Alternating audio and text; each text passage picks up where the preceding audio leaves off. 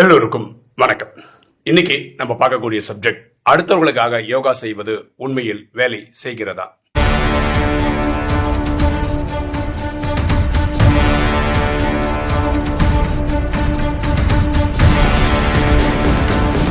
ஒரு ஆத்மா இப்படிதான் கேள்வி கேட்டிருக்காங்க. அவங்க என்ன சொல்றாங்க, 30-40 வருஷமா நம்ம உடல்ல இருக்கிற ப்ராப்ளமே நோயே நமக்காகவே யோகா பண்ணியும் சரியாகாத போது அடுத்த ஒரு உடல்நிலைக்காக நம்ம யோகா பண்ணா அவர் உடல்நிலை சரியாகும்னு சொல்றது எப்படி?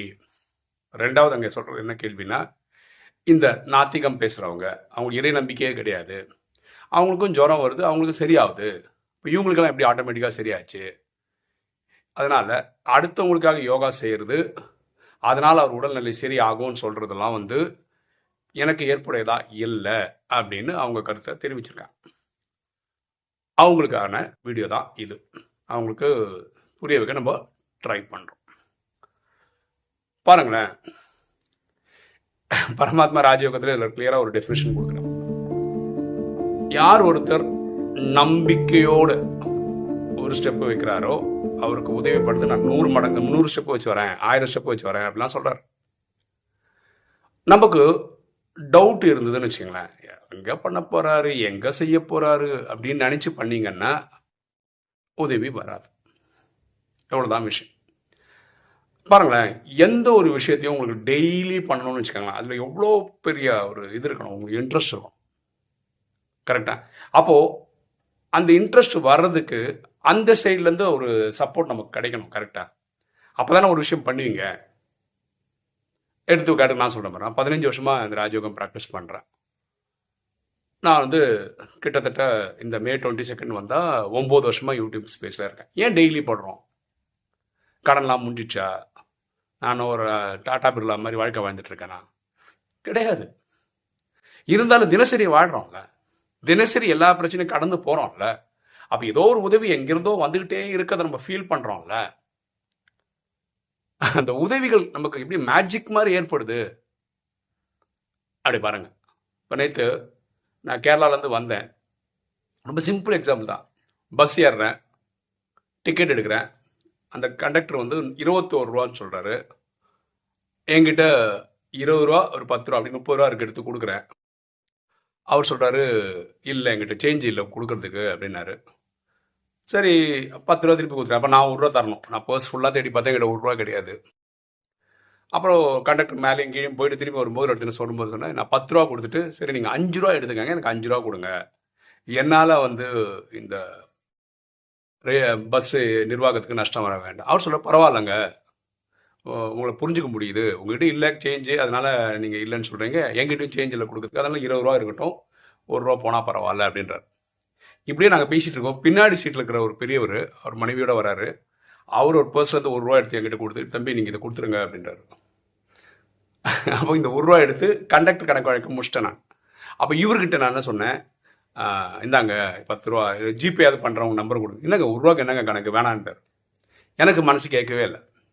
இறங்கும் போது கண்டக்டர்கிட்ட இப்போ சேஞ்ச் வந்துச்சா 10 ரூபாய்க்குன்னு கேட்டேன். என்ன விஷயம்னு கேட்டார். இல்லை அவருக்கு ஒரு 1 ரூபா தரணும், அது கிடைச்சா. இல்லைங்க எனக்கு இப்போ வரல அப்படின்னு. அப்போ நான் எங்கிட்ட இந்த 10 ரூபா அந்த பெரியவர்கிட்ட கொடுத்தேன், நீங்கள் வச்சுக்கோங்க அப்படின்னு. அவர், ஐயோ இந்த இப்படிலாம் திருப்பி கிடைக்கும்னு சொன்னால் நான் கொடுத்துருக்கவே மாட்டேன் அப்படின்னாரு. இல்லை பாருங்களேன், எல்லாருமே மெக்னாமிட்டியோட நடந்துக்கிறாங்க. அப்போ நமக்கு எப்படிலாம் உதவி வருது பாருங்க. அந்த பின்னாடி சீட்டுக்காரன் நம்ம கேட்டோமா 1 ரூபா கொடுங்க அப்படின்னு, அந்த கண்டக்டரே நீங்கள் 1 ரூபா தரலைன்னா பரவாயில்லன்னு இருக்காரு. உதவிகள் எங்கிருந்தோ வரும். சரியா? இது உங்களுக்கு பெரிய எக்ஸாம்பிளாக தெரியாமல் இருக்கலாம், ஆனால் நமக்கு அந்த டைமுக்கு வந்த உதவி மாதிரி தான் நான் ஃபீல் பண்ணுறேன். ஓகே, இது இப்படி நிறைய பேருக்கு நம்ம யோகா பண்ணிட்டு இருக்கோம், நிறைய பேருக்கு உதவி கிடைச்சிட்டு இருக்கு. இதெல்லாம் நம்ம தெரிஞ்சதுனால, புரிஞ்சதுனால தான் நம்ம டெய்லி யோகா பண்றோம், டெய்லி வீடியோ போடுறோம், டெய்லி பண்ணிட்டு இருக்கோம். இப்படி எக்ஸாம்பிள் சொல்லணும், இந்த வீடியோ அவர் கணக்கா போவோம். ஒரே ஒரு எக்ஸாம்பிள் சொல்றேன்.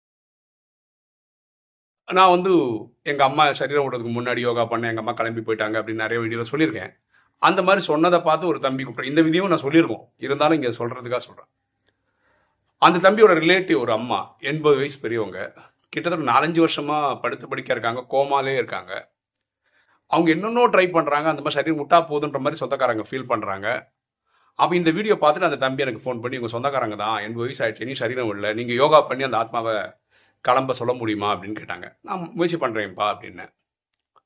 ஃபர்ஸ்ட் டே நான் அமிர்த வேலையில் கனெக்ட் பண்ணுறேன். அந்த ஆத்மா கிட்ட வேண்டிக்கிறேன், நீங்கள் இந்த உடலில் ஒரு 4-5 வருஷமாக இப்படி தான் இருக்கீங்க, நீங்கள் கிளம்பதான் நல்லாயிருக்கும் அப்படின்னு சொன்னேன். அன்றைக்கி ஈவினிங் அந்த தம்பி எனக்கு கூப்பிட்டு சொல்கிறான், அண்ணா இன்னைக்கு கரெக்டாக அமிர்த வேலை டைமில் அந்த ரூம்லேருந்து ஒரு சத்தம் வந்தது, ஏதோ கிளாஸ் கீழே வந்த மாதிரி சவுண்டு கேட்டுது. ஓடி போய் பார்த்தா கிளாஸ் விழுந்திருக்கு. ஆக்சுவலாக அந்த கோமாவில் இருக்கவங்க ஒரு ஆக்ஷனும் இருக்காது. அது எப்படி ஊந்துச்சுன்னு எங்களுக்கு தெரியல, ஆனால் அது அமிர்த வேலை டைம் தான். அப்போ நீங்கள் கனெக்ட் பண்ணோன்னா அந்த ஆத்மா விழிச்சிச்சு அப்படின்னு நாங்கள் நினைக்கிறோம் அப்படின்லாம் அந்த தம்பி சொன்னார். பரவாயில்ல பாதி என்னவா இருக்கட்டும், நம்ம ட்ரை பண்ணுவோம் அப்படின்னு. ஸோ அதை கண்டினியூஸாக யோகா பண்ணிட்டே இருந்தேன். அவர் அன்னைக்கு அந்த வாரம் வந்த சண்டே ஈவினிங் ஒரு 5 மணிக்கு என்ன நடக்குதுன்னு தெரிஞ்சுக்கிறதுக்காக அந்த தம்பிக்கிட்ட ஃபோன் பண்ணால் அந்த தம்பி சொல்கிறார், காலையில் அந்த அம்மா சரீரம் விட்டுட்டாங்க, நான் அந்த வீட்டில் தான் இருக்கேன், இதெல்லாம் முடிச்சுட்டு உங்களுக்கு ஃபோன் பண்ணி சொல்லலாம்னு நினச்சேன் அப்படின்னாரு. நான் நம்ம பண்ணுற யோகா ஒர்க் ஆகுதான். இப்போ நீங்கள் சொல்லலாம், இது கரெக்டாக டைமிங் ஆயிடுச்சு, கரெக்டாக கோயின்சிடென்ஸ் ஆயிடுச்சு, அதனால நடந்தது எடுத்துக்கலாம். பாருங்களேன், இந்த யோகா நான் என்ன பொறுத்த வரைக்கும் என்னன்னா, அது பேர் கேட்டலிஸ்ட்னு சொல்லுவாங்க. கெமிஸ்ட்ரியில் கேட்டலிஸ்ட்னு இருக்குது. அதாவது ஏ பின்னு 2 மினரல்ஸ் ஏதோ ஒரு கெமிக்கல் ரியாக்ஷனில் வருதுன்னு வச்சுக்கோங்களேன். அது ஒரு சீன் ஒரு புது பொருளை கொடுக்கணும்னு வச்சுக்கோங்களேன். A+B சேர்ந்ததுன்னா, ஒரு எக்ஸாம்பிள் தான் பேசுகிறேன் நான், 1 ஹவருக்கு அப்புறம் தான் சீன் ஒரு பொருள் உருவாகும்னு வச்சுக்கோங்க. கெமிஸ்ட்ரியாக, லாஜிக்கலாக, தியரட்டிக்கலாக, இயற்கை அப்படி தான் ஆகும்னு வச்சுக்கோங்களேன். நம்ம என்ன பண்ணுறோம், டின்னு ஒரு கேட்டலிஸ்ட்டை கொடுக்குறோம்னு வச்சுக்கோங்களேன். இது நம்ம பேசுகிற ஒரு 1 ஹவரில் ஆகணுன்றது 10 நிமிஷத்தில் ஆகிடும்னு வச்சுக்கோங்களேன். அப்போ டி என்ன பண்ணிச்சு, அதை ஃபாஸ்ட்டாக பண்ணி கொடுத்துச்சுல, அதுதான் நம்ம யோகா. நம்ம பண்ணுற யோகானால அங்கே இருக்கிற வேலை ஃபாஸ்ட்டாக நடக்கும். ரெண்டாவது, ஏன் அனுபவத்தில் சொன்னேன், 15 வருஷம் அனுபவத்தில் நான் கற்றுக்கிட்டது என்னென்னா, நம்ம பிரச்சனைக்காக இறைவனை கனெக்ட் பண்ணுறதுல நடக்கக்கூடிய ரிசல்ட் இருக்குல்ல, அது நாட்களா, மாசங்களா, வருஷங்களா கூட போகுது. ஆனால் இது நம்ம அடுத்தவங்களுக்காக கனெக்ட் பண்ணும்போது அப்படி நடக்குது. ஏன் அப்படின்னு பார்த்தீங்கன்னா, நம்ம அடுத்தவங்களுக்காக பண்ணும்போது நம்மகிட்ட எந்த ஒரு எதிர்பார்ப்பும் இல்லை. கரெக்டா? அந்த ஆத்மா நல்லா இருக்கணுன்ற ஒரே நல்ல எண்ணத்துக்காக மட்டும்தான் பண்ணுறோம். இங்கே நமக்கு சுயநலம் இருக்குது. நம்ம ப்ராப்ளம் சால்வ் ஆகணுன்ற ஒரு சுயநலம் இருக்குது. ப்ராப்ளம் சால்வ் ஆகிறது நல்லது தான். ஆனால் அப்படி கனெக்ட் பண்ணுறதுனால என்ன ஆகுது அப்படின்னு பார்த்தீங்கன்னா, நமக்காக கேட்குற மாதிரி ஆயிடுதா, கொஞ்சம் சுயநலம் கலந்த மாதிரி இருக்கோ, இல்லாட்டி நம்ம கார்மிக் அக்கௌண்டே முடியாமல் இருக்கோ, அதனால தான். என்ன ஆனாலும் சரி, கார்மிக் அக்கௌண்ட் முடிஞ்சாதான் கணக்கு வழக்க முடியும். அப்போ நம்ம பண்ற யோகா அந்த கேட்லிஸ்ட் மாதிரி ஒர்க் ஆகும். இந்த அம்மாவை பார்த்தீங்கன்னா, நம்ம முன்னாடி சொன்ன எக்ஸாம்பிள் ஒரு அம்மா 4-5 வருஷமா கோமால, இப்போ 4-5 வருஷமா கோமால இருந்தாங்க பார்த்தீங்களா, அதுதான் அவங்களுடைய கார்மிக் அக்கௌண்ட். அப்போ நம்ம கனெக்ட் பண்ணும்போது அதை கொஞ்சம் துரிதப்படுத்தி இருக்கிறோம், இல்லை அதோட கரெக்டான டைமுக்கு நம்ம சேர்ந்துருக்கோம். இப்படி கூட நீங்கள் எடுத்துக்கலாம். ஆனால் இதில் டவுட்டே கிடையாது, யோகா பண்ணால் சக்தி போகுதுன்றதுக்கு டவுட்டே கிடையாது. அதெல்லாம் எப்போ புரிஞ்சுக்க முடியும்னா, இந்த குரூப்பாக சில பேர் சேர்ந்து ஒரு ஆத்மாக்காக யோகா பண்ணுவோம். அந்த ஆத்மா கேட்டு பாருங்க. அந்த ஆத்மா சொல்லுவாங்க, எனக்கு இன்னைக்கு ரொம்ப மனசு சந்தோஷமா இருந்தேன், இதெல்லாம் கடந்து வந்தேன் அப்படின்னு. இப்போ அதில் கேட்ட 2வது கேள்வி, இந்த இறைவன் நம்பிக்கையே இல்லை, அவங்களுக்கெல்லாம் கூட சரியாகுது. எல்லாருக்கும் சரியாகுங்க அந்த கார்மிக் அக்கௌண்ட் முடியும் போது. பாருங்களேன், இப்போ உங்களுக்கு ஒரு வேலை இல்லை அப்படின்னு வச்சுக்கோங்களேன், கோயிலாக போயிட்டு இருக்கீங்கன்னு வச்சுக்கோங்களேன். அது ஒரு நாளில் ஒரு 2 ஹவர் கோயிலுக்கு போயிட்டு வரதுனே கணக்கு பண்ணுங்க. பாக்கி நேரம் தான் நீங்கள் வேலைக்கு ரெஸ்யூம் போடுவீங்க, இன்டர்வியூ போய் அந்த மாதிரி. கடவுள் நம்பிக்கை இல்லாதவன் என்ன பண்ணுறான், இந்த 2 ஹவர் கோயில் போகிற டைமை விட்டுட்டு எப்போ பார்த்தாலும் இமெயில் அனுப்புறது, இன்டர்வியூ அட்டன் பண்ணுறது. அப்போ இவனுக்கு நம்மளோட ஃபாஸ்ட்டாக வேலை கிடைக்கும். ஏன்னா அவன் உழைப்பில் தான் நம்பிக்கைப்படுறான். அவனுக்கு உழைப்பு தான் கடவுள். புரியுதுங்களா? அவனுடைய பரமாத்மா ராஜயோகவாணிலே சொல்கிறார், யார் ஒருத்தர் ரொம்ப முயற்சி பண்ணுறாங்களோ, என்ன நம்பி எல்லா காரியங்களும் பண்ணுறாங்களோ, அவனுக்கு நாடகப்படி நடக்கவே நடக்காதுன்னு இருந்தா கூட நான் நடத்தி தருவேன், ஏன்னா அவன் என்னை நம்பிட்டான் அப்படின்றார். அங்கே உழைப்புக்கு ஒரு பவர் இருக்கு. அதனால தான் நாத்திகர்கள் இறைவன் நம்பிக்கையே இல்லைனாலும் காரியங்கள் நடக்கிறதுக்கு காரணம். ஒருத்தன் பாம்பு வைக்கிறான்னு வச்சுக்கலாம், அந்த பாம்பு வெடிக்குது, மக்கள் இறக்குறாங்க. அப்போ என்ன, இந்த பாம்பு வைக்கிறவன் என்ன பண்ணுறான், அதுக்காக தயாரிக்கிறான், வச்சு பார்க்குறான், அவன் 10-50 வாட்டி தோத்துருப்பான். ஆனால் அந்த முயற்சியில் திரும்ப திரும்ப திரும்ப பண்ணுறதுனால அந்த முயற்சி ஒரு நாள் ஜெயிச்சிடுது. அதுவும் தப்பான காரியம் தான். அது நல்ல காரியமோ கெட்ட காரியமோ நீங்கள் நம்பிக்கையோட பண்ண ஒரு நாள் அது நடக்கும். நல்லது நல்ல பலனை கொடுக்கும், கெட்டது கெட்ட பலனை கொடுக்கும். பாம்பு வச்சு இவனை தூக்கின்னு போடுவாங்க, இவனை கொண்டுடுவாங்க, தூக்கில் போடுவாங்க, ஏதாவது பண்ணுவாங்க. ஸோ இந்த பேசிக் டவுட் வரக்கூடாது. என்னன்னா, நான் யோகா பண்ணால் அடுத்தவருக்கு பலன் கிடைக்குமா, இந்த டவுட்டே வரக்கூடாது. இதுக்கு நீங்கள் நான் பண்ணுற மாதிரி ட்ரை பண்ணிப்பேன். நான் ஒரு இது சயின்ஸாக தான் பார்க்குறேன் ராஜயோகத்தை. யாராவது ஒருத்தர் உங்ககிட்ட மன கஷ்டம் தான் சொல்கிறான்னு வச்சுக்கோங்க, நீங்க கூட சொல்லணும், நான் உங்களுக்காக யோகா பண்ணுறேன்னு சொல்லுங்கள், நீங்களும் பண்ணுங்கன்னு சொல்லுங்கள். இன்னிலேருந்து ஆரம்பிங்க. ஒரு வாரத்துக்கு அப்புறம் அவர் அப்டேட் கொடுக்க சொல்லுங்கள், எப்படி ஃபீல் பண்ணுறீங்க.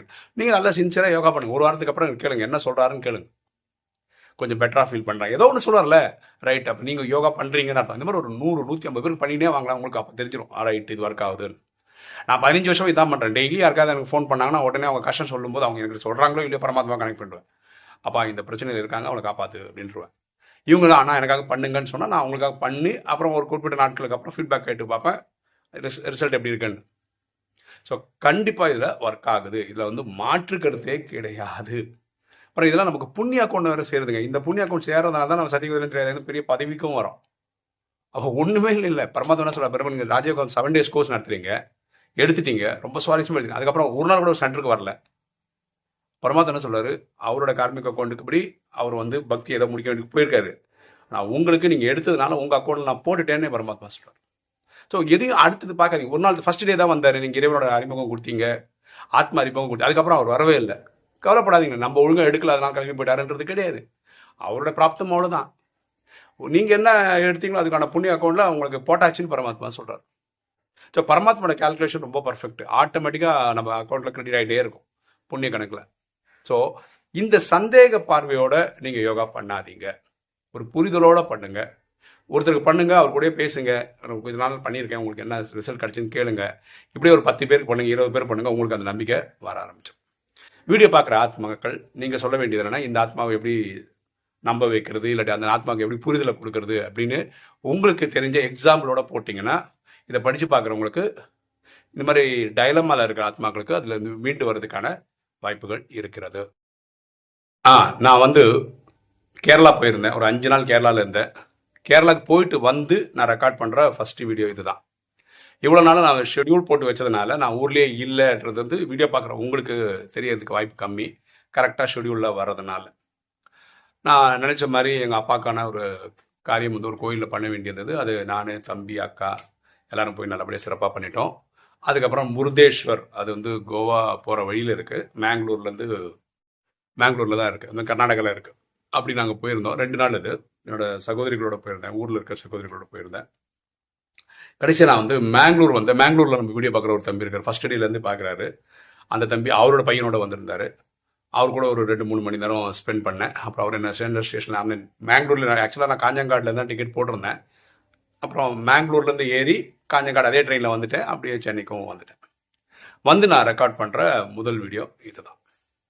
ஓகே, இன்னைக்கு வீடியோ பிடிச்சிருன்னு நினைக்கிறேன். பிடிச்ச லைக் பண்ணுங்கள், சப்ஸ்கிரைப் பண்ணுங்கள், ஃப்ரெண்ட்ஸ் சொல்லுங்கள், ஷேர் பண்ணுங்கள், கமெண்ட்ஸ் போடுங்க. தேங்க்யூ.